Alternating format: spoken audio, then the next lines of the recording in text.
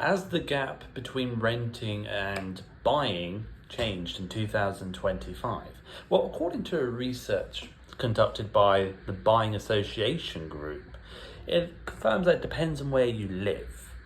According to a recent review of the UK market, when asked, is it cheaper to buy or rent in 2025? The conclusion was that completely depending on where you live, monthly mortgage payments are now lower on some circumstances than renting, meaning the ownership cost may now beat renting in some places.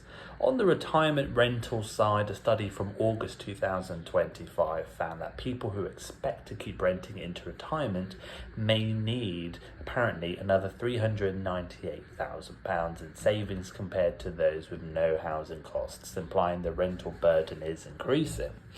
However, the earlier small group where owning was only marginally better than renting appears still relevant. With more volatility due to changing mortgage rates and rental inflations in the last couple of years, a headline from one site emphasises that in 2025 the question to buy versus rent often comes down to your own personal circumstances. For a study in 2023 actually showed in most case situations and scenarios, renting was actually financially worked out better and far more cheaper than mortgage.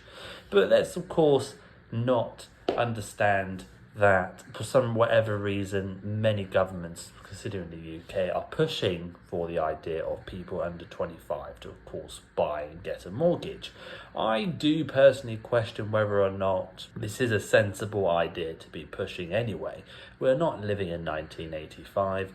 The world quite literally is your oyster. So the question is actually, even with these new statistics, is it still beneficial for the average Generation Z or even millennial to really be buying their own home?